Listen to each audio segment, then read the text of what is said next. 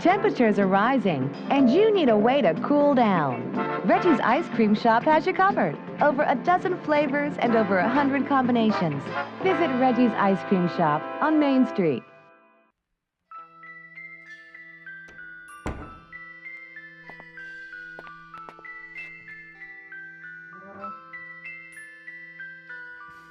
Hello?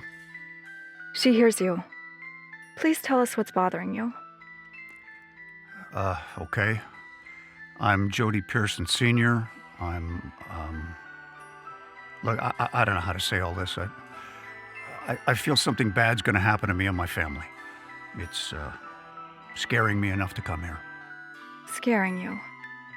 I can't tell if I'm going crazy, just imagining this, or if it's actually happening. What is she saying? Please. Go on. It's Morningside Cemetery. Me and my wife Ann went up there a week ago. You know the place. Creepy, ain't it? We all heard stories, wild rumors. Kids say the dead rise up and eat you, but the stories the old-timers tell, those are the ones that get under your skin.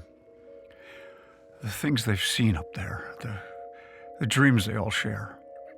And I've been asking around. It's scary how many of them have the same nightmares about that place and that man. What man? There's a man that runs it. A tall man in a suit. No one really knows him. He isn't related to anyone here. No one knows how long he's been working there. I went again 2 days ago. All alone, I thought. Saw no one, but there's footsteps. They echo throughout the place. I look around. Nothing. I'll sense something watching me. Nothing. Something or someone? Something. The strangest thing I've found up there is this room. It's at the end of the hall. Behind it is a hum and these strange vibrations. Did you open it? I'm too scared. I've gone up to it twice and I can't do it. It's a sound, it's a feeling that I've never experienced. It's unnatural. The whole place is unnatural. Have you ever felt that? A place that felt evil. A place that shouldn't exist, that it didn't belong. I can't explain it. Intuition or insanity, I can't tell. It's been a week. The nightmares, they started once I stepped into that place. Every night, they just keep getting worse. The same ones the old-timers had. The tall man walking towards me. His steps echoing down the hallway. His helpers grabbing me, dragging me down. Even awake, I see them out of the corner of my eye. But last night, my wife had the same dream.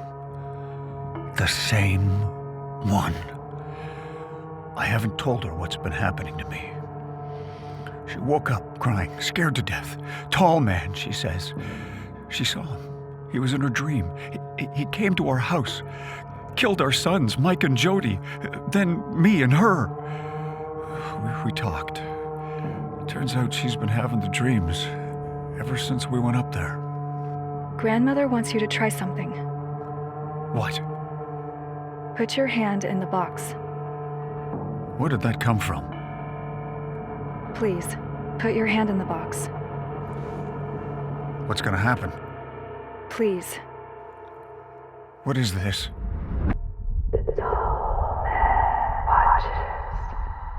You already know how this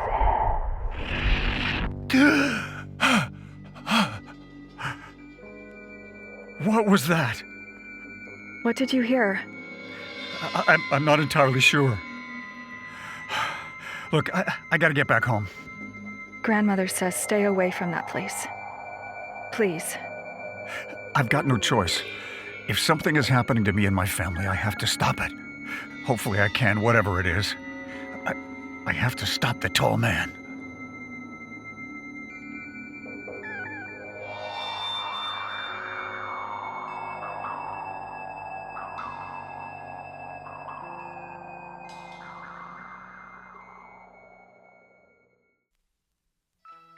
Phantasm, 1979.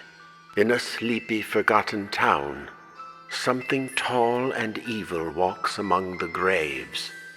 After the sudden death of his brother's friend, Mike begins to notice strange happenings at the local funeral home, a place run by the towering figure known as the Tall Man.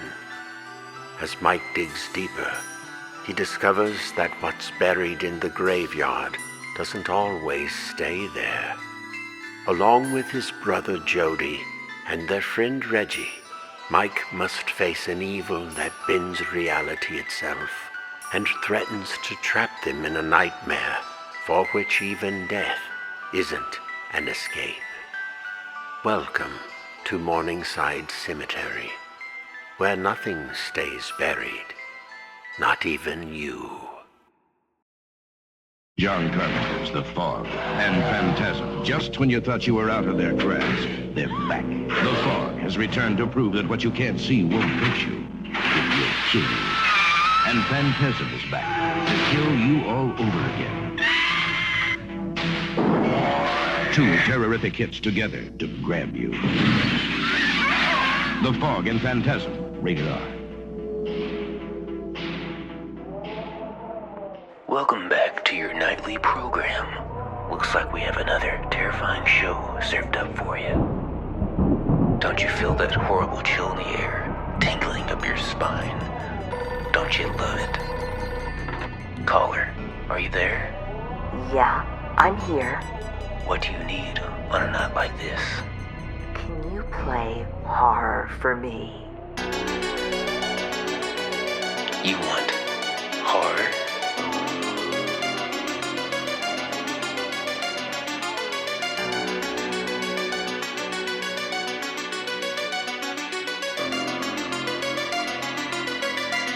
Play horror for me.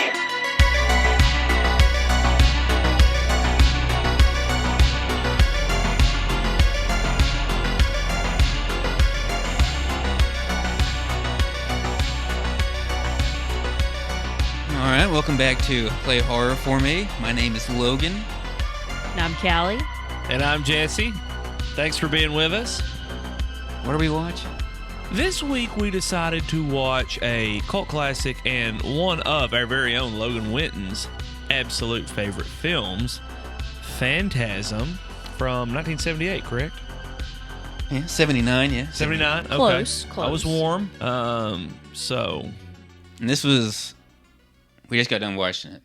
This was y'all's second time, right? Correct. Yes. We've talked about it for a long time. This is one that I know has been a favorite of yours for a lot of years that, you know, we've talked about watching, and then never have. And then saw it for the first time at the drive-in, you know, last fall when we did the, you know, scary series at the Spotted Drive-In.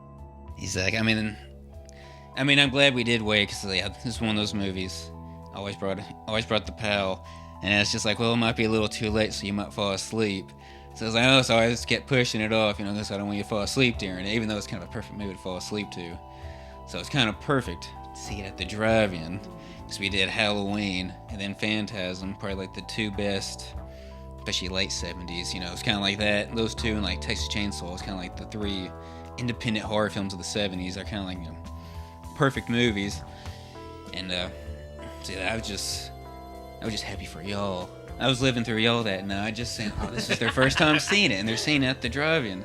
That's perfect. That's ideal. No, because it would have been fun if we'd seen it like second, third time there, but it was the whole ambiance, you know, and then Halloween time, cool weather, early dark nights, you know, the whole deal. So, yeah. Set the stage. Yeah, because I didn't really watch it that night just because I didn't really watch any of the movies in October because I get so nervous, whatever. I'm just kind of walking around just listening to everybody. Yeah, it's like that was the night, you know, dressed up as Michael, went around the cars, saw some blowjobs happening and everything. And then we started Phantasm and stuff, and it was just really fun. And a lot of people stayed to watch it and stuff, so especially a lot of teenagers. I'd never seen anything like that, and they may have liked it, may not. I don't know. It might be a little too slow for today's standards, but I think it works, especially in the driving atmosphere. So. Yeah, I think it's perfect for the drive-in because you kind of have this whole like dream sequence kind of feel to the movie. It's kind of got this grit, like you can tell it's a 70s movie, but then you're at the drive-in, and so everything's kind of like this old kind of dream sequency, gritty kind of feel. So I think it's a perfect drive-in movie. Yeah, because you're just stepping back in time. Yeah. Just kind of environment and everything, and I just love this movie. It's just, I think I saw it. I don't know where we got it on VHS. I think I got it either at the old Kmart or the old Walmart. I'm pretty sure the old Kmart in Coville. I think I was probably like 7 or 8, and I watched it. The only part I couldn't watch was the beginning with the boobies. Dad was like, go in the other room, and then the boobies got done. Then I was able to come in and watch the movie and stuff. Killing everything, that's fun. And the other boobs later in the movie, that's fun because he forgot about those. We're able to sneak those in, so you know, kind of. Exactly, but this is always one of my favorites. Just seeing at a young age, and because like, especially watching as a kid, because the movie, it kind of has like, it just feels like a fairy tale, has that dreamlike quality. But it truly, I don't know, to me, like it truly feels like a kids movie. It's like the only like kids like rated R horror flick. Just because like the boy and stuff and the stuff that happens in it, some of the dialogue, it feels very kid-like and like especially like young teenage like and stuff, and a lot of the stuff that happens in it, like him drinking beer or him fixing up the car, him shooting guns, like that's stuff that I imagined doing when I was a kid and stuff, you know, just feels like the ultimate fantasy for like a child, especially like a little boy or something. So that's kind of my first introduction, just as a kid. Probably too young, but it's all right. So it's fun. Totally fun. You turned out fine, Logan. Yeah. It's not a big deal. Some of it was censored. It's okay. I don't know. It's just one boob. I guess.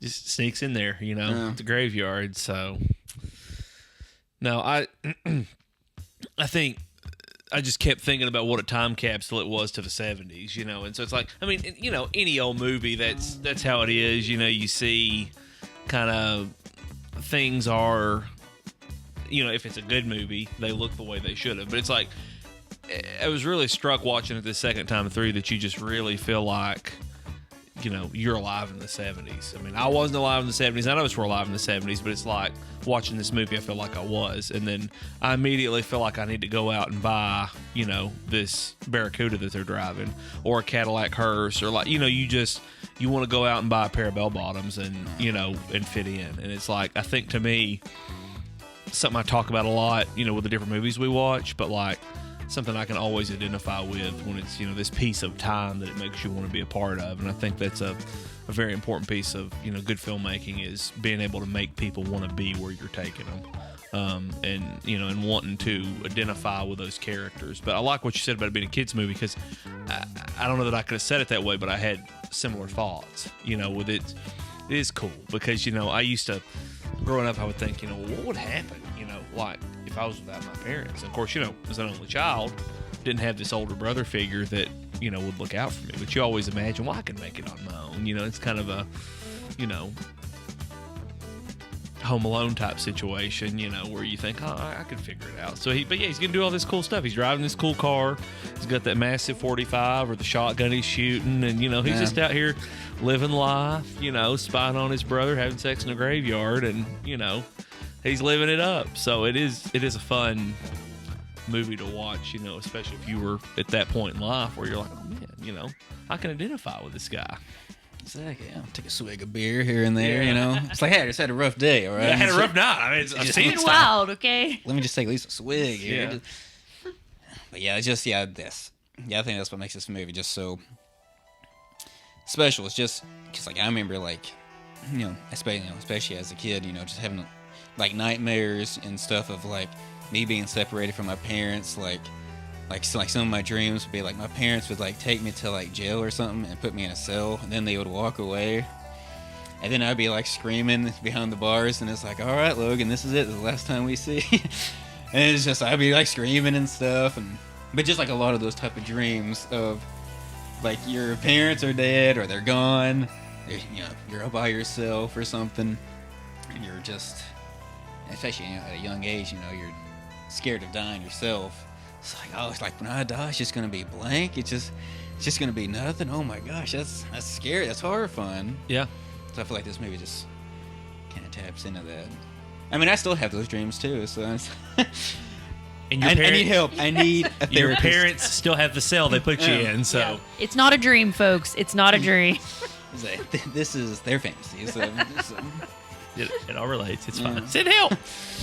I know, but part of the coolest thing about this movie is that, pretty much all the movies, final girl, like you got like a girl as a star, and this, like, it's just three guys pretty much, especially the two brothers.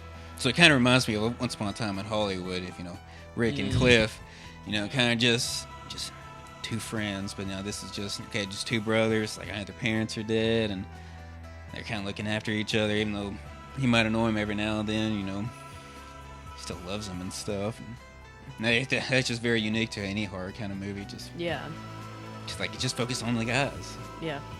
And in a lot of ways, it kind of makes all the girls that are in it, even however briefly, stand out. So, I hadn't really thought about it that way, but it is fun that it's kind of this bro movie, and it's all about these guys and what they're doing and how they're getting through life, selling their ice cream or, whatever's going on.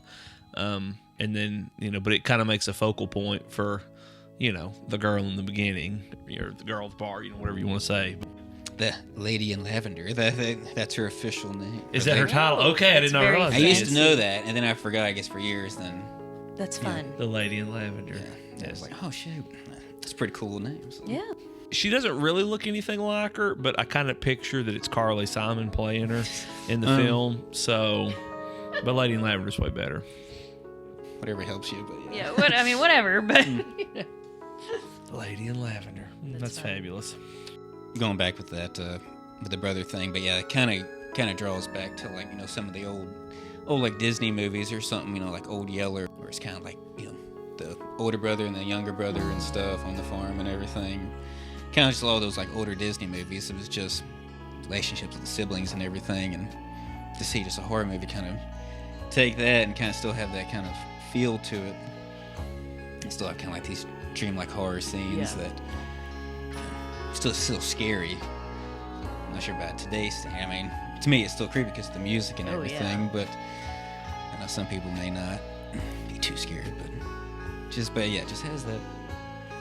That's kind of old Disney kind of like how Pearl. Mm-hmm. Pearl feels like a fucked up Disney movie, and this kind of doesn't feel as much of a fucked up Disney movie. Kind of like the older brother of the autistic flex. Yeah, you lean into some of those themes. Yeah, just to go back to the beginning, the sex scene and everything. It's just so icky. And it's icky, but like there's something really cool about it. It's like the icky part is just like he has sex with her, and it turns out it's just the tall man, and it's just like ugh, and it's just like look down on him and stuff. But I actually kind of love it because I always hate it in horror movies when someone's having sex, or they're fixing to have sex, and then they get killed before they're able to, do the deed, whatever. And it always just pisses me off, because it's just like, hey, you're gonna kill them off. At least let them out going on a good note, whatever. But then it's like, I always just hate when you just kill them off before they get to have sex or whatever, get to finish. And it's just like, man, at least just be nice a little bit. Just let them go. Talking about movie logic. Tall man logic, I don't know what that is. That's just kind of, it's just weird. He's living his own life here. But no, I had the same thought because, it's like, it's kind of funny because it's like she's really enjoying herself, but then he kind of looks like, he doesn't really know what's going on, or, he's maybe enjoying himself or maybe not. You hope he's enjoying himself because he's getting ready to get stabbed. So, but then, yeah, it is interesting that it's kind of like, so is the tall man getting his jollies before he kills him? I mean, so it's different. Just like not having a main female lead in the film. It's a different little twist. So you take this classic horror movie and you kind of, for classic Disney themes, and you twist it a little bit, and makes it memorable and different. Mm-hmm. But yeah, it's just so weird. Because, they got this mausoleum and stuff, so it's just, it's like they got a lot of bodies. like just the assembly line's packed, but then he still feels the need to have to go out to the bar and pick up dudes, and still can go all the way with it.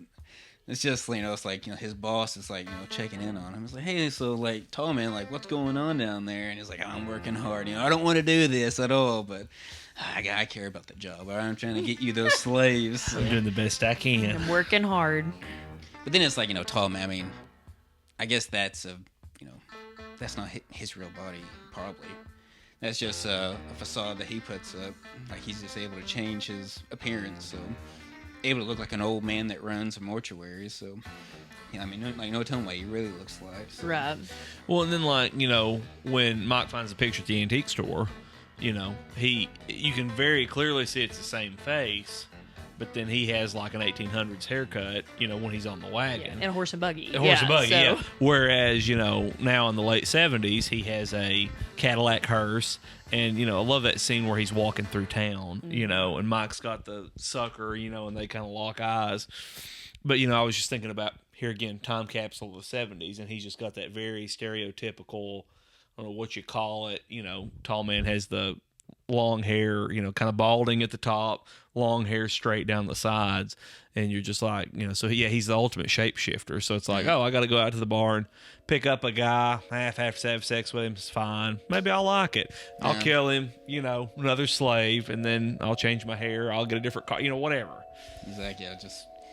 You're kind of just, this alien or being from another universe, whatever, and you just kind of get to go to another planet and just kind of, just partake in debauchery or whatever, and just, hey, I can do whatever I want, partake in all this stuff and have sex with them and then kill them and everything. But yeah, it's like, go back to that scene, with the ice cream truck. That scene's so amazing. Just, first off, you see him, like, in broad daylight, like, in public, which is really cool. But it's like, and then he's breathing in the ice cream and everything. And, I've seen we're only going based on this first movie. I've seen the other movies, so I'm just going based on just this first one. Just what counts in this. But it's just like in the ice cream truck. So it's like, it looks like he either doesn't like it, or he really, really loves it. Yeah. So like, does he love the cold? Maybe reminds him of dead bodies, or I know when Mike goes to that other universe, it's really hot. So maybe he likes the cold, or maybe he hates the cold, or maybe he just likes the ice cream smell because he's not used to any of those types of smells, so he's kind of just soaking it in. Mm-hmm. I always thought that was just kind of cool way to interpret it. So I like the ice cream bit. I think that's kind of seems a little more original or something. Yeah. What's this right here? And they just soak in the smells of this planet. And it's like, oh, this is interesting. So. Yeah. No, and I think that scene, I was drawn to his hands, and that's really weird sounding, but the way he his hands flicked with the clicks of his heels, and so it is almost like he's floating while he's walking down through there, and then he stops at the ice cream truck, and you're like, oh, what's gonna happen? But then all he does is hang out and take it in for a minute, and you're like, okay, all right.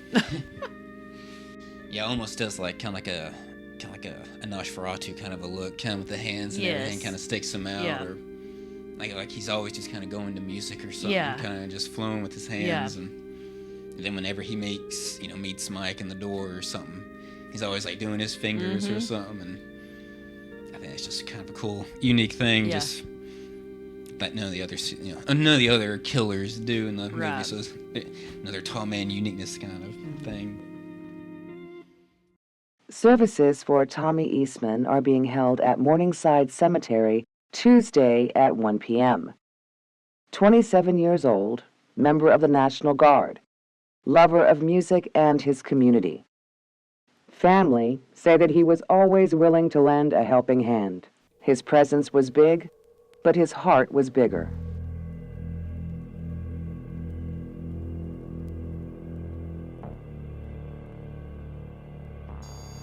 Oh yeah, then we get the cemetery scene with the guy that died. And that's the first time meeting the tall man, which is always just that look on his face when he grabs him, like, the funeral's about to begin, sir. It's just it's almost comical, just kind of how evil he looks. Yes. It's like, oh shit, I mean, I would just leave, like, all right, I'm going. I wasn't here for the funeral, I'm sorry. Already paid my respects. Yeah. Well, I think you don't have any idea. I mean, I guess you do have an idea, but it's part of the fun of it. You know, he's the central character of the movie, and in that particular moment, if you don't know any better, you're just like, oh, this is creepy funeral home guy. So, you know, it's just, you just kind of take for granted that it's like, oh, this is fun, you know, because he does seem sinister, but then that could mean nothing. So it's a fun kind of surprise against what you expect later on as his role increases and you realize, oh, this is the main antagonist of the entire film. But, you know, at that moment, it's just kind of like, oh, well, is he the preacher or what? You know, so. Yeah. And, you know, he just looked that creepy just because, you know, if this is, you know, Mike's dream and stuff, so it's like right from the start, he just pictures him as this evil guy, you know, creepy bulging eyes and everything, so. Just like, do y'all think, like what are y'all theories? I don't know what's a dream or what's not, or if it even matters. I'm torn. Because you're kind of like, okay, well, yeah, it's a dream. But then you're kind of like, well, maybe it's not a dream at all. Which part is the dream? Is the first part the dream? Or is, like, the very end the dream?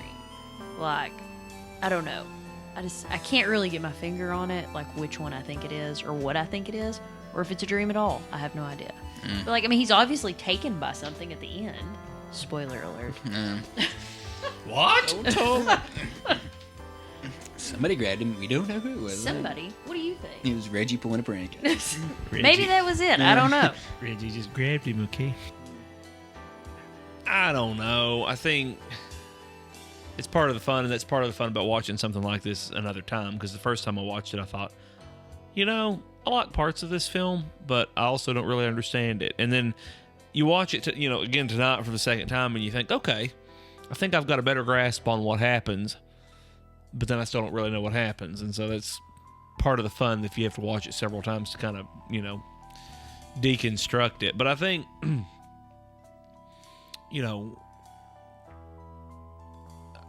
I like to believe basically the whole thing's a dream, and what you see at the end is maybe, that final scene is the only reality that's there, and that, I think there's reality in, his parents dying and things of that nature, but I think, he was traumatized, and in his, this throughout the movie, he's this strong character that overcomes all this, he is able to continually go back and, get out of these situations.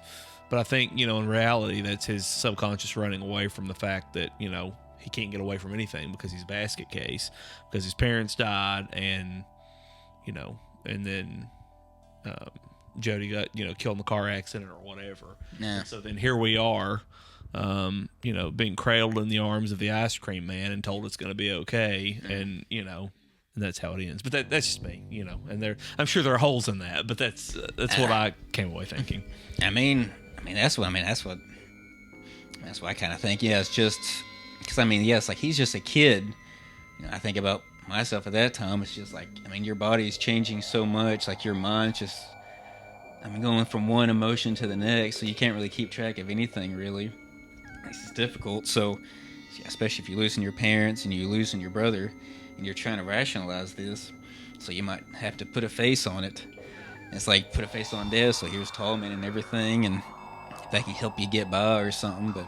But like watching it this time, it's like one of my I wrote down, it's like throughout the movie he's always like fixing the car and stuff.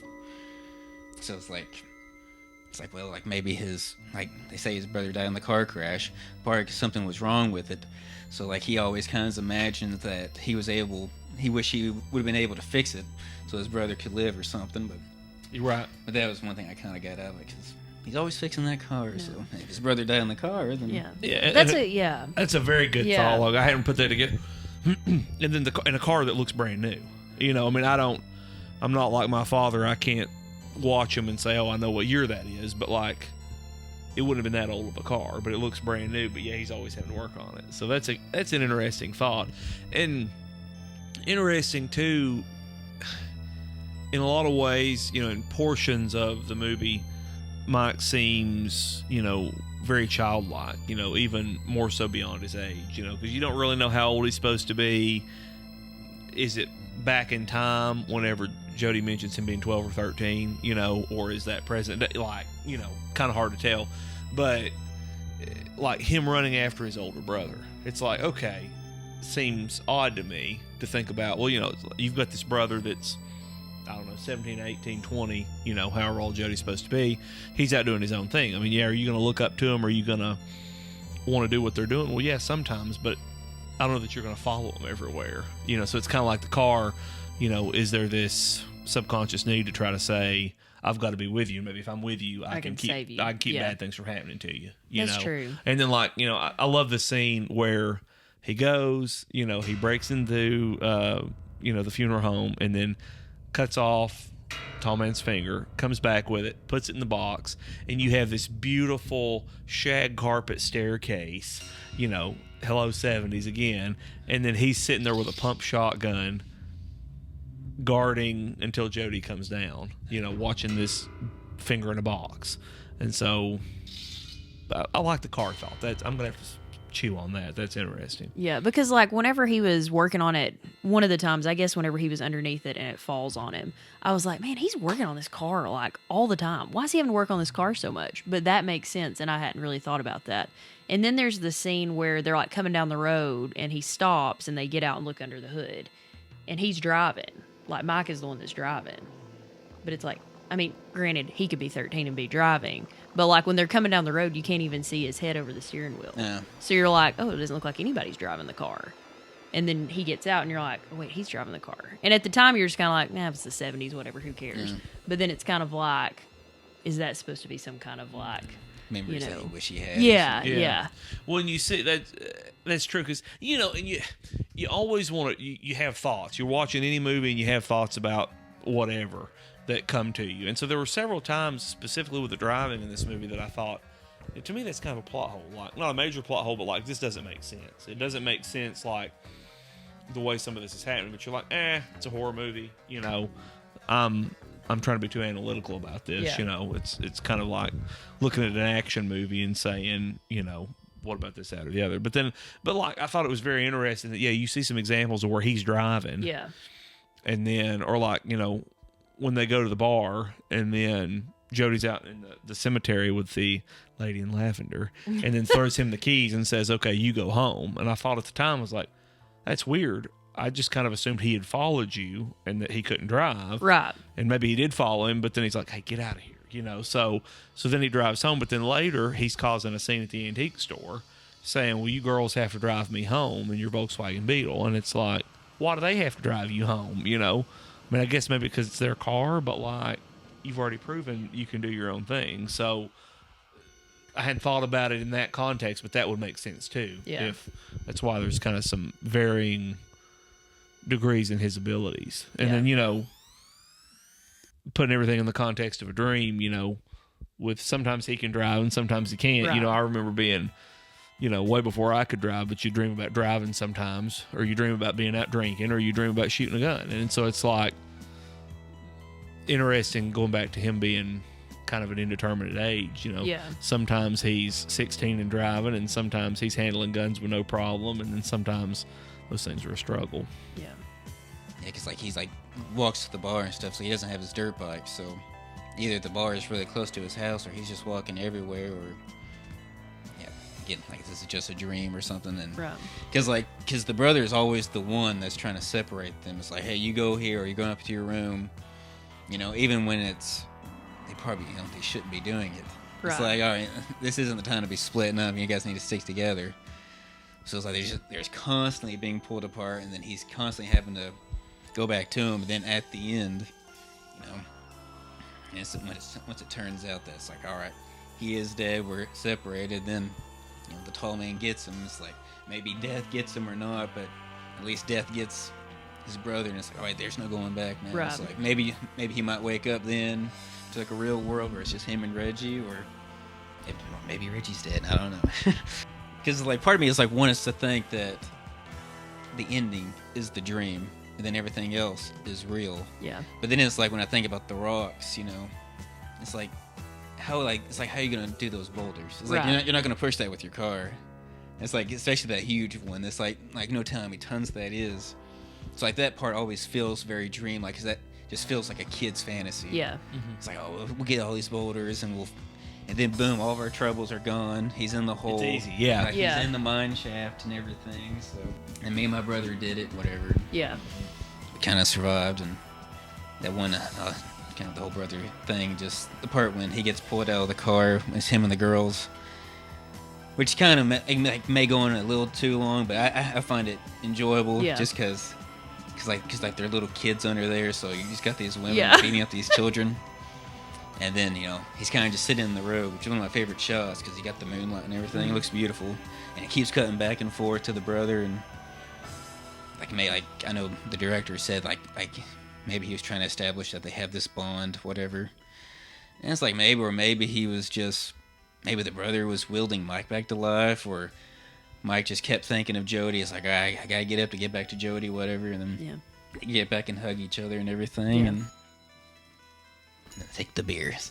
Yeah, I mean that, you know. I've had a rough night, okay? Um, Well, and I think it's interesting thinking about the dream sequence too, that like any older brother that had been like, hey, I'm going over here to do this, you need to stay over here and do this, whether it's for safety or for privacy, so I can go have sex in the graveyard or whatever the reason, there would always be some aggravation if the little sibling showed back up, you know, when you had told him not to.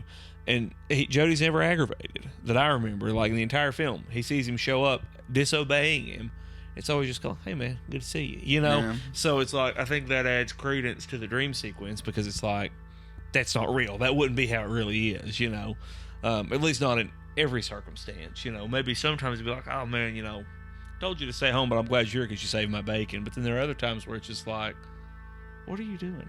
You're supposed to be at the antique store. Why are you here? Yeah. So, especially, you know, interrupting, you know, like having sex and stuff, you know, which is a very funny scene. Like he's got the tall man's panties in his mouth, which is always weird. I mean, you just met this girl, you don't even know her name. You already got her panties in your mouth. I don't know. I mean, it's the 70s, so it's a different time. Different it was a better time, man. It was a better time. But yeah, that was always a funny sequence. But yeah, it's just he kind of just nonchalant, and I always like it when he says like, yeah, like there's something out here, like you hear that, and he's like, oh, it's just the wind. But then he kind of looks around, and he's like, I don't know, I don't think that's the wind, but I'm not gonna say anything. Yeah, and then says, I don't know, maybe it's some gophers in heat, you know, and it's like, what? I love some of Jody's one-liners in this, because it's just like, just kind of the stereotypical, you know, older brother guy in the 70s, whatever, where it's just kind of like, huh, yeah, you know, similar situation. And you know, maybe that's because he's so idolized and, oh, nothing bothers Jody, so, you know, he's not worried about this. I'm scared to death, but he's not worried about this, you know. But just like with the gremlins in the car, it's just that retard Timmy from down the street, you know, so. Ooh, Timmy down the street? Yeah, it's like, well. It's like, I don't think so. Yeah. I mean. It was Timmy and the Gopher. Yeah. And he was in heat, so. Yeah, I always love that line. It's like just him being underneath the car. It's just a creepy shot, just because like he looks like he's stuck under there. Yeah. It's super claustrophobic. Yeah, yeah. And then just the shot. I just love how his feet are just so close together. Mm-hmm. And then just how they film his face, like just yelling and everything. It's just such a funny scene. It is. It is. Because you know the car is going to fall off the jacks. Yeah. And so then you're like, wait a minute, is he going to get his feet out of the way? But then, you know, he does something that's way worse. It's like, instead of making sure your feet are out from under the tires, wouldn't you just get out from under the car? But instead, what does he do? Rolls to the middle of the car. And so then you're just like, you're sitting there a nervous wreck watching this happen. And then it's like, oh no, he's fine, you know? So. Kid logic, yeah. Yeah. Yeah. Oh, I'm just going to get squished a little bit. It's not going to like totally kill me. You know? Oh, yeah, okay. I mean, it's kind of like him hiding underneath the bed, kind of like, oh shoot, there's something here. Yeah, yeah. That bed could kill you, so I don't know. It's fine. Totally fine.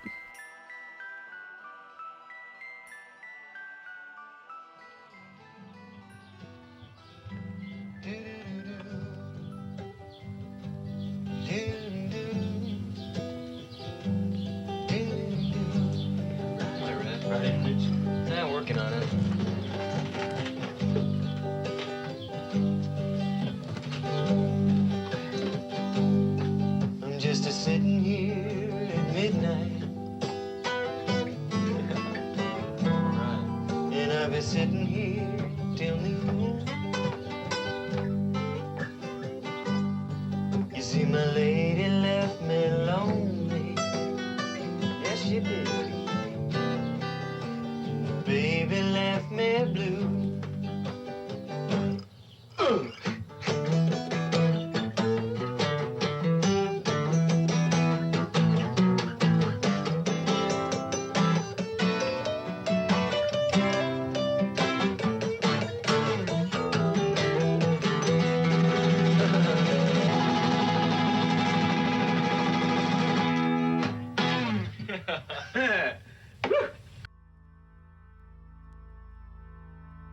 One of my favorite sequences is the part when they're singing and stuff. Mhm. Yeah.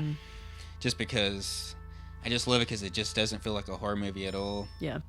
And because like so many horror movies, especially these days, it's like every frame just looks like a horror movie. Even when it's not, even like just like the color grading, it's like it's constantly reminding you, hey, it's a horror movie. It's a horror movie.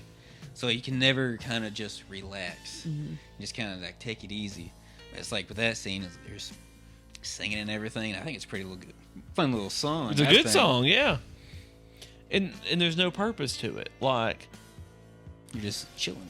Yeah, it just gives you some 70s. It just kind of goes back to that feel piece. I feel like. No, because I thought the same thing. I was like, oh, okay, and especially if they're sitting out on the porch, so it's like, this is somebody's house. They're getting ready to go. Like, there's a transition piece here that's going to make sense, and it's like, no, there's nothing that makes sense because it doesn't matter. He just got off work and he's excited to go jam with his buddy, and they start singing, and it's like, all right, this is a good time. Yeah. And then it could just be like just remembering, hey, my brother used to sing and stuff. Yeah. Because like he has that picture at the end of him and his guitar and his little dog. That's right. That's cute true. little dog. But yeah, I just love that scene because it just reminds me of Scream 2. Because probably my third favorite sequence in the whole franchise. I don't know what it says about me, but the part when Jerry O'Connell, Derek, sings to Sidney Prescott in the I don't know if it's the library or whatever Cafeteria. Yeah, cafeteria. Like I think I love you, and it's just because like it feels like it's out of like one of the teen comedies from that time, and it's like doesn't feel like horror at all, and it's just you can just relax and just have fun with the characters. Yeah. And not be like, all right, we're not having to worry about killing or anything. It's just having fun with the characters. So yeah. And the whole time you're waiting for the other shoe to drop, you're like, what's going to happen? You know, is he getting ready to bust up in the cafeteria and start killing people, or is this him? Or, you got all these questions, and it's like, no, you're supposed to enjoy it. Because that's how horror movies now do it. It's like they might have a sequence like that, but then it ends with some dark note or somebody looking off. Yeah, there's something else that happens, and this time you're conditioned to think that, but then it's like, no, you just get to enjoy it. Yeah, it's like, no, it's just kind of there, free, thrown in. Yeah, because it's like the producer. It's like, hey, it's been 30 seconds since we've had anything kind of horror, anything. Let's put it in there. Otherwise, we might trick the audience. It's like they've forgotten what they came to see. Yeah. I mean, if you love the characters, you just want to hang out with them. Then the scene, doesn't end like full horror, but kind of sets something up with the vibrations and everything. Kind of just implements more of that kind of science fiction element that definitely comes into play later down the line with the White Room, which is just super iconic, and then you get the the tall man's balls and just one of the most original, coolest weapons in any horror movie. Oh yeah. Well, he gone out to eat with a guy we go to church with, and he was asking us about, we hadn't seen him in a while, and he was asking us what we've been doing. So we were talking about, he's a big movie guy, so we were talking about the drive-in and what we'd done in the fall and all that stuff, and mentioned Phantasm. And he said, oh yeah, is that the one with the guy that has the little balls that float around? But it's like, I was like, yeah, it is, so, but it's such a neat scene, and I just love the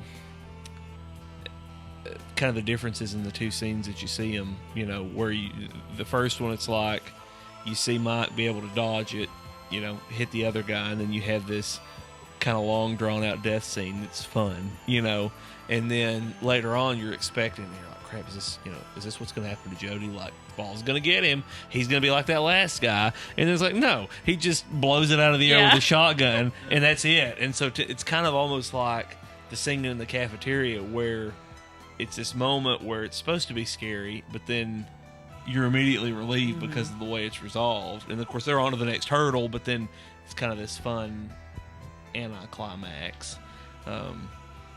Because you're expecting the ball to do something crazy, and so it's fun. Yeah, and it's just a cool scene. Like, I just think it's a fun scene. Because in the sequels, they get really kind of crazy, just different ones for, like, different tasks, different drills and kind of different weapons in each one. And then in the fifth one, they get really crazy, like just giant, big balls. The fifth one, I mean, you have to. Like city-sized balls, and it gets crazy. The tall man's balls. Then we get the fortune teller scene, which is always one of my favorites. Just because you don't really know like what's really true during this scene. Is this part of the dream? Is this real? And kind of like some different ways you can interpret the scene. And just that old lady just has such a cool vibe and just cool look. Yes. Yeah, she's fabulous. And I think, like, now that we've been talking about it being like a dream and all of this stuff more, I think the younger girl says something like, oh, well, Mike's back. And so then you're kind of like, okay, well, like, who's he been trying to communicate with? Or, like, what's he been trying to figure out? Like, so I was kind of like, did I hear that wrong? I'm not sure. Maybe I did. But it makes you kind of wonder, like, has he been trying to go there to talk to Jody? Has he been, like, trying to find some kind of, or, like, was it just because initially you think, oh, well, it's just about his parents. But then you're kind of like, maybe not. I don't know. So I thought that was interesting. Yeah, that is kind of interesting that he goes there and talks to him. And I hadn't really put that together but yeah, it's like he's going to talk to them. I mean, I had the same thought because he said he's back. So it's like, oh, he's been in here talking to his parents or, trying to do something. But then it's also like, I don't know that that's a normal thing for somebody that's 12 or 13 to try to do. I mean, I get everybody grieves in their own way, but it's like, would somebody that age immediately think, I probably need to go to somebody who can speak to another world and try to talk to my parents, So it's one of those things that's like kind of doesn't fit, and then it stands out because when he's walking down the street, I was just here again thinking about the 70s. I was looking at his shoes and his clothes and just like, I imagine this is exactly what it looked like. And so then I saw the sign that had the ball on it, and I was like, oh, it must be a fortune teller. But then he goes to the door, and the girl comes up. I was like, oh, that's one of his buddies. They're going to go hang out, or his babysitter or whatever. And it's like, oh, no, he's here to see Grandma. So because she's fabulous. Yeah, she was. She's Ozzy Osbourne, all right? Yeah. They're twins. But then I love she sat there and was not speaking. Yeah. But the granddaughter hears her. Yeah, but but the granddaughter's speaking. So either they do have some sort of connection, or Mike's an idiot because he's being taken in. So.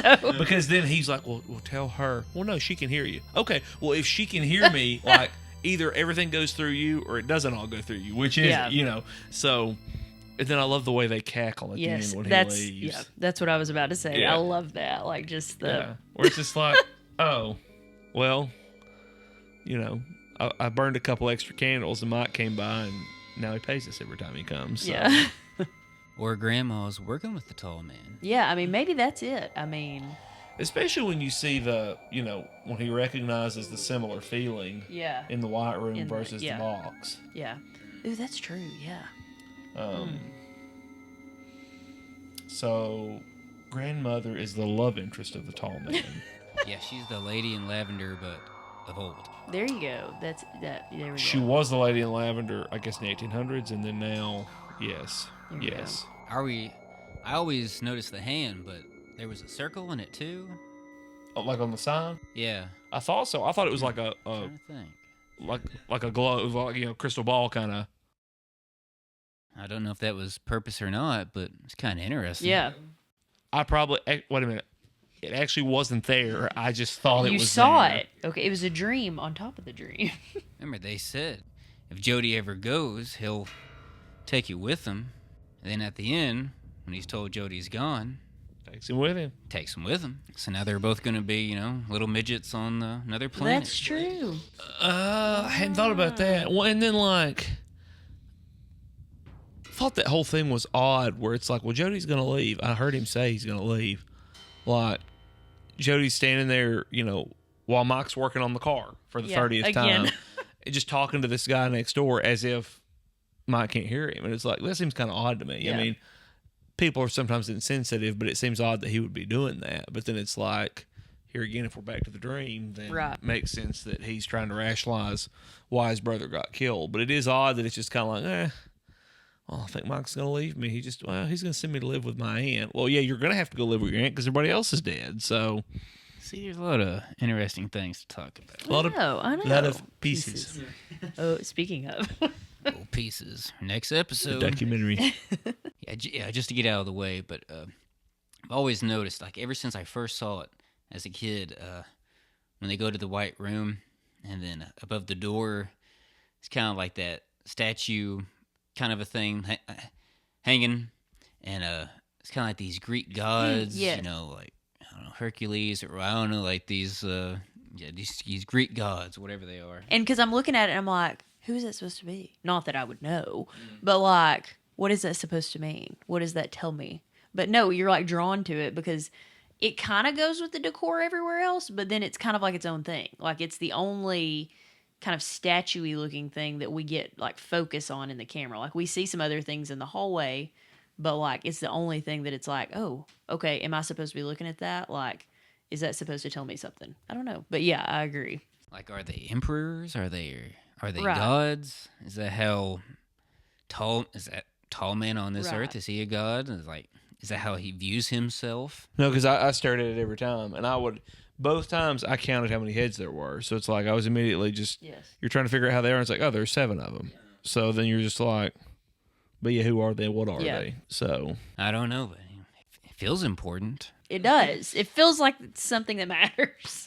Well, and so much, I thought it would look like Roman emperors. I mean, not that I could pick them up, but that's what you just form a thought. So it's that's what I thought.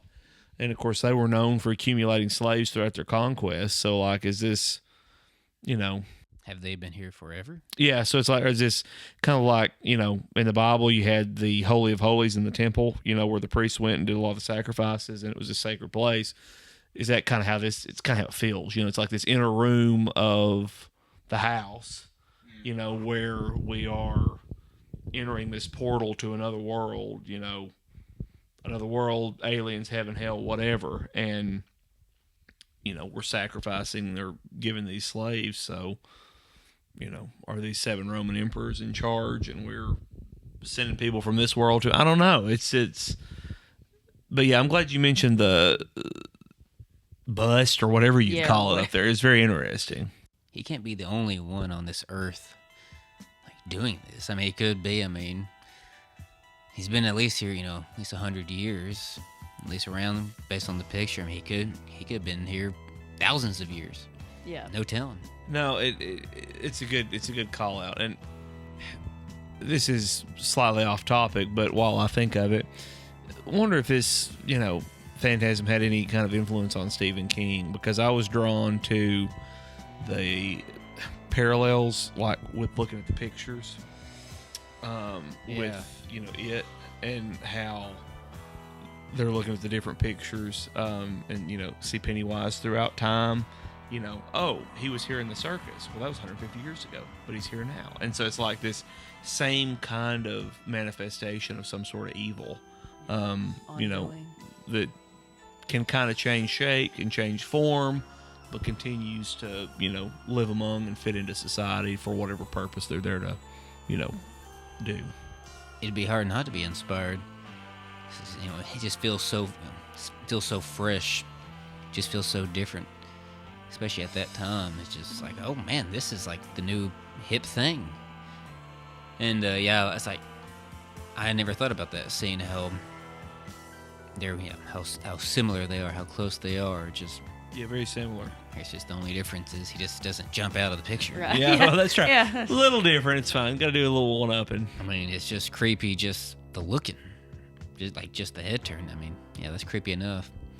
It's if they did that scene today, be CGI and or CGI horses or something. Yeah. Well, no, there's so many things, and I mean, I know that's part of the advantage we have, living today and looking back on a lot of these movies, but, you recognize that, or correct me if I'm wrong, if this wasn't like a massive budget film, it was an independent, and so, but yet you have these different effects that are done very well, so it's like, you got the box that disappears on the table, but it doesn't look weird, or you have the portal, that he sticks his hand in, or, you have all these different things, the picture that comes to life, it's like, and it looks seamless, and it's not like, this looks kind of weird, and you almost have to imagine if it was done with CGI that it might look kind of weird, if they didn't do it just right. So it's interesting in how well they pull it off. Especially like when the ball turns the corner. It's like it looks so smooth, it's just on a string, and they just kind of just swings around the corner, but slow motion, the shutter speed, and like whatever they did to make it look the way it does, it looks amazing. Yeah, and if you had it on a string, how would it not swing? But it doesn't. Like, it doesn't look like it's moving like that. It's like a perfect, 90-degree turn. Yeah, it's just a lot of time. Just keep filming it until it looks right.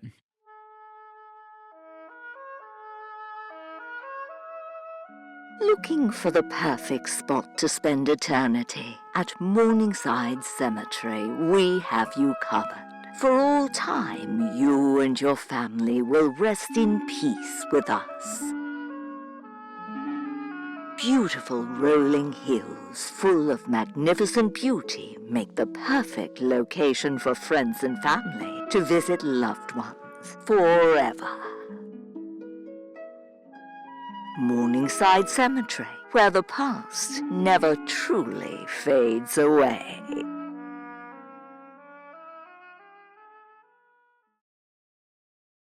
I'm sure that stone shirt, I'm sure you like that. It's like, man, this guy's like Jesse. It's like, he's got the stones, he's got the stone shirt, he's got the cool car, he's got all the guns. I identified very personally. It's like, oh, well, I'm going to have to go sell all my possessions and buy a black Barracuda, so don't mind me as I, start frantically looking for that thing. It's like, man. But then you see the Cadillac hearse, and you're like, could I sell my house and live in one of those? You just kind of start plenty of room dreaming about what life could be.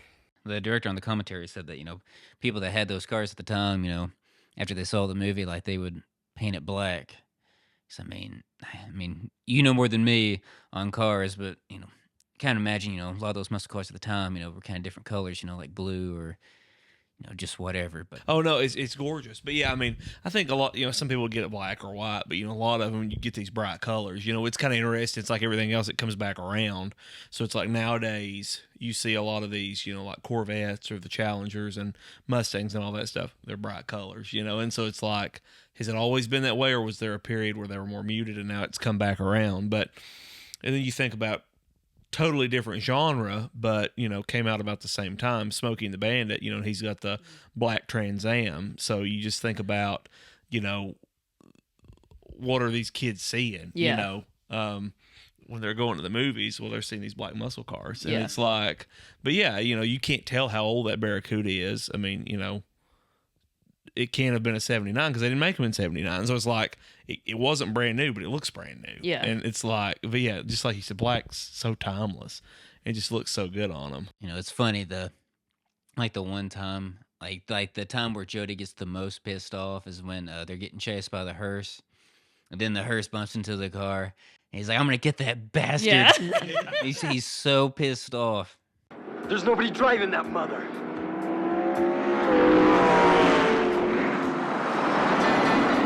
Pumps in the back seat. Okay. Slow down and let him ride right up on our ass.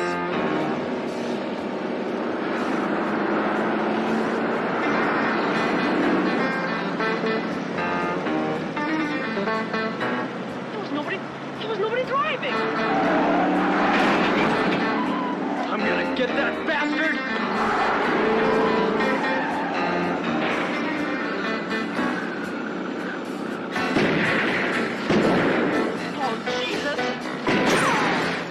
Now I'm mad, okay? You scratched it. It's serious. It's personal now. Yeah, I always just find that scene funny, you know, because he goes, "I'm gonna get that mother," and it's like they say that, you know, multiple times throughout the movie, and like that mother, and it's like, man, that's just, you know, something that you just don't hear anymore. I guess it's saying at the time. No, because it's like, and the first time they did it, I thought, oh, they just like they're trailing off, or you know, something like that. But then there were several more, and you're like, that's interesting. There's something that comes after that, you know. Try to keep it classy, right? Yeah. That's exactly right. You know, they're kids. It's a kids film. Yeah, like you were talking about the bell bottoms earlier. And it's like, you know, like they just look so cool. Especially, you know, you see people like Rod Stewart. You know, you guys just saw Rod Stewart. Yes, Rod. One of the last living legends. I know. Oh, and he struts around like he's, you know, 25. Yeah. It's like, you're 80. What's going on here? You know, my hips hurt right now. So it's like he's out there dancing around, you know, doing the whole deal. But yeah, it's like you see him, you see this movie, and you just want to dress like they do. And you want to have been alive during that time. And you're like, well, obviously I can't do that, but what can I do? I can buy the car and I can buy the pants. Right. So, you know, yeah. You know, like they just look cool. It's like, you know, They do. It's like, she's like, should I buy some? I don't know. But just automatically you're like, those are just strong. Like that just looks strong. Like that's a good look. That's a very nice look. But we need to look again. But you know, I told Callie a while back, I was like, well, you know, you need to try to find me some pants. Like I want some pants like that. You know, need 'em. And I need them. She looked and was like, I don't think anybody makes men's bell bottoms. So on the next episode of the podcast, we will be telling you about our new business venture for men's bell bottoms. If you'd like to sponsor us and you make men's bell bottoms, please let us know. Yeah. Because it's like, you know, if nobody does that, I think there's a market. Maybe we should just get you some women's. I mean, you can start wearing some of mine. It'll be fun. Yeah, I'm not above it. I mean, I wear some of my grandmother's shirts, so it don't matter. It don't matter. Better time. Probably like one company in Colorado probably, you know, sells them for $100 or probably $500. Yeah. Oh, yeah, probably easy. Yeah. Well, we'll send these to you. Now, this is recycled denim, so I'll have to start my search again. It's a whole ordeal. You know, you can't buy them on eBay because, you know, it's like if you know, if they're from the 70s, then if you get a large, but a large in the 70s is a small today. Yes. So, you know, just none of it makes any sense. And I don't know. I feel like we've talked about it a lot. we have. And it's like, you always think, well, there's something else I wanted to cover, but I don't know what it is. I mean, I'm sure I'll think of it in a minute, but... Now, let's see here. Like, we talked about, you know, tall man seducing the man. I do think it's fun that, like, you walk into this bar, you're the only person in there other than this one lady who's sitting down there at the end of the bar by herself.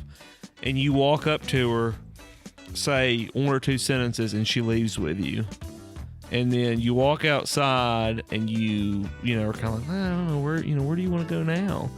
And she directs you to the graveyard and pulls down your pants. It's like, I mean, I'm not the most worldly person, but it's also like I've never seen it happen like that for me or anybody else. So it was the 70s, man. Yeah, it's like, so you just kind of like, wouldn't you at some point kind of smell a rat and be like, you know, this seems a little too easy, but then, you know, what's your name? Yeah, it's like, yeah, men are pigs and all, you know, so I guess it doesn't matter, you know, you're just happy to be there. You got tall man's panties in your mouth and it's a good day.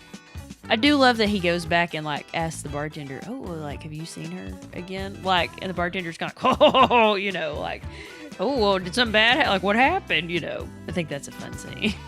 And, you know, like, what if the bartender's in on it? Because what if that was where their friend, the one that died at the beginning? What if, forget his name? Oh, no, I can't ever think of his name, but Suicide Guy. Well, Yes. or the one that they were like, oh, he killed himself. Yeah. Like, what if he met her at the bar and just, you know, a lot of people in this town are kind of part of this operation, aliens or whatever. You never know. Well, no, because you can't. The lady in lavender can't come sit at your bar every night and leave with different people who No. have never heard from again, and you not at least get a little curious. Yeah. And he didn't seem to be curious at all when Jody came back to ask about her. So it's like, yeah, he has to be in on it. You'd think. That's if it's all real. Exactly. Could all be real, you know. Just what makes dreams faker than real life, you know. It's really happening. So Yeah, and you're back to my, you know, if it is his dream, it's like, oh, my big brother's cool. He can pick up this girl in the bar. And I was watching him have sex. So it's like, you know, in that particular moment, every guy wants to think they're like Jody and can walk in the bar and sweep a lady off her feet in 2 sentences and take her outside. But, you know, it's like, so it does kind of back up that dream sequence where it's like, oh, yeah, this is, you know. He's the best. He's cool. Yeah, he's a cool guy. Cool car. The whole deal.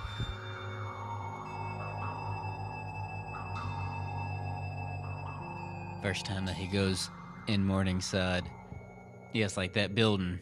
I think it's in Northern California. It's like you can have like your wedding there, like people take pictures in front of it. Like, you know, it's a beautiful spot. It's just so creepy, and it's like it was in another movie, I think Burnt Offerings, and you know, like it looks cool in there, but you know, Phantasm, like they got just the right angle, you know. Because the Burnt Offerings more is just like kind of pointing at the front door, and it doesn't look quite as menacing as it does here. But yeah, it's like I just love that part when he goes there, and then he goes to the window and he's trying to be quiet, and then he just bang, like he just kicks the window and just the glass shatters, just like very quiet. Once he goes in there, you know, it's just so creepy. You know, like he hides in the coffin, and just such a creepy little scene. And that guy walks in there, and the guy just looks so like he's just an eerie guy. Yeah, it's just like all these scenes are just so creepy. Just like that. Yeah, just the atmosphere is just so perfect. And then, you know, we get him getting chased by the tall man, and just that music that plays during the running sequence. Just it's like this weird moaning thing. No, the guy that did the music for this should have won something, because I mean, it's fabulous. You know, love that theme. And then just the way that he does so many different variations of it to fit whatever the particular moment is. And then other sound effects, other things, you know, along the way. But it's great. Yeah, it's definitely on my Mount Rushmore scores. I just love it. I can listen to this, you know, like this in The Fog and like Halloween 3. Yep. You know, those three are part of my Mount Rushmore. I can just listen to them constantly, just, you know, listen to them at night and just drift off to sleep to them. But yeah, it's like this, it's Phantasm. He just has that nice. It's almost like a lullaby kind of a vibe, where it just kind of drifts you off to sleep.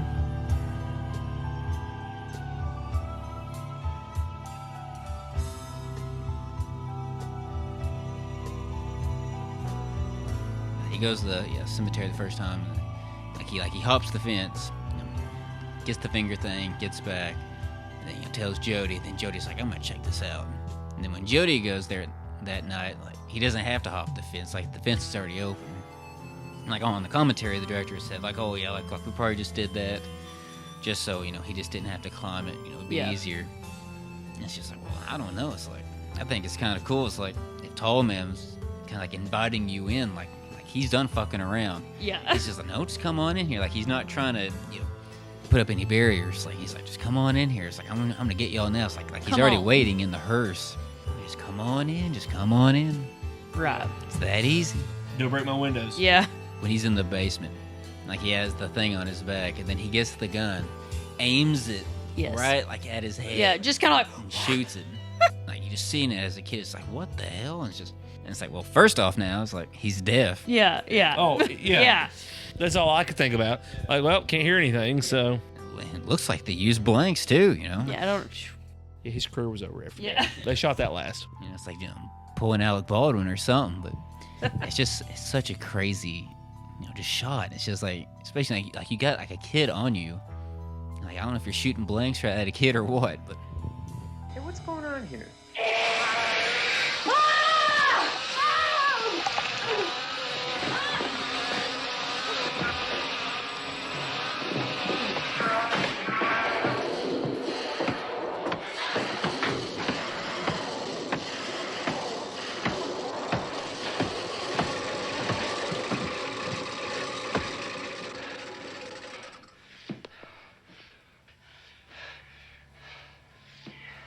What the hell is going on? The bug attack sequence, which you know, like you can tell it's fake, but it's still creepy. So it's just like it's just looks nasty.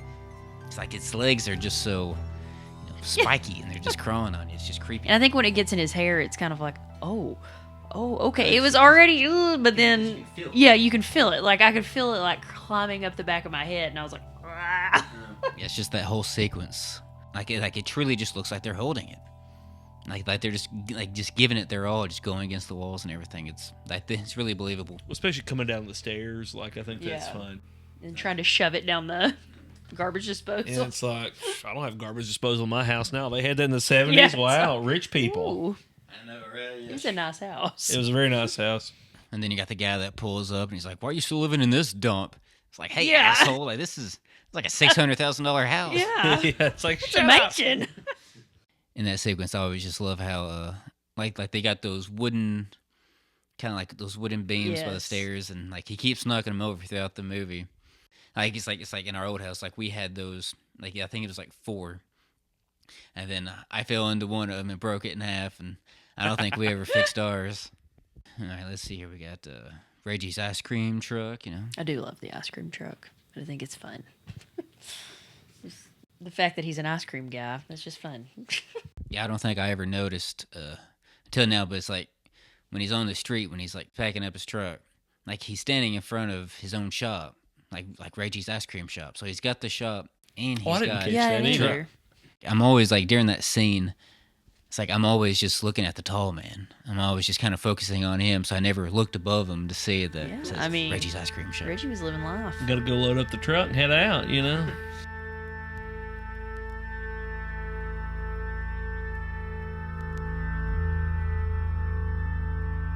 The hammer scene when he puts the shotgun shell on it. It's like that's always made me nervous. It's like you think it's going to explode, especially when he puts the tack into it. Yeah. Yeah, you're a nervous wreck because you're like, what? Like it's something that a kid would imagine doing.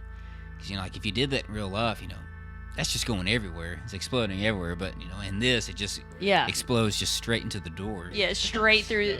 Because it's not in a barrel that directs it. So, no, I had that thought too. I'm like, I just need to enjoy this for what it is and not try to overanalyze it. But then you're just thinking, you're like, it seems like overkill, but it's a fun shot. But would he not have a window somewhere? Like, it just... Yeah, like his room's almost like a sitcom because you only see the 3 walls. Like you never see like the 4th one, So I'm pretty sure the window's right there, but just look at the moon. Yeah. Just keep looking at the moon. Don't think about the window. Probably right here. Ooh, I do like his room. It's fabulous. Oh, yeah. Which could mean something because, now that we know, that the moon landing was fake. So that means, It's all a dream sequence. It's all a dream. It all adds up. Yeah,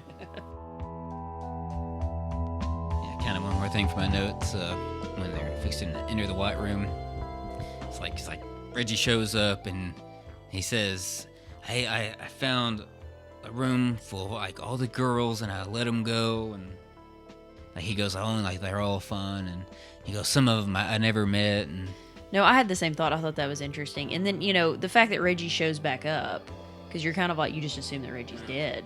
And then it's like... Yeah, it's like he shows up there. He's there. And you're like, but how did you get away? Like, how did you get over here? Like, what happened? But it's all part of the fun of it. Like, did he imagine those girls? Or is this like part of Mike's fantasy where he's kind of imagining like these girls like kind of... go off and live happily ever after, or escape the castle, or kind of a thing. Like this is just one of my favorite movies of all time. I watched it when I was a kid, and I just watched it so many times and fall asleep listening to the score. It's just one of the best, and just the best atmospheres, creepy setting, creepy vibes. Just one of my faves. I'm glad you guys finally watched it, especially at the drive-in, a perfect setting. It's an appropriate way to go. And then, we've talked about doing it on the podcast for a long time. So it's good to finally be able to kind of get to do a refresher course and then be able to, talk about it in more depth. But, yeah, it is a good soothing movie. And, I know it's like you said earlier, every time you had talked about us watching it, you would always say, it's great. It's one of my favorites. I love it. but it is kind of slow. And, you know, as the story unfolds, it's kind of a slow, methodical drive. And I think that combined with the music and just the overall way it's shot to give you the dream sequence make it a good, a good one to fall asleep to. Yes. Whether you're, watching it on the couch or at the drive-in, or you just put it on when you're laying in bed to put you to sleep. Highly recommend.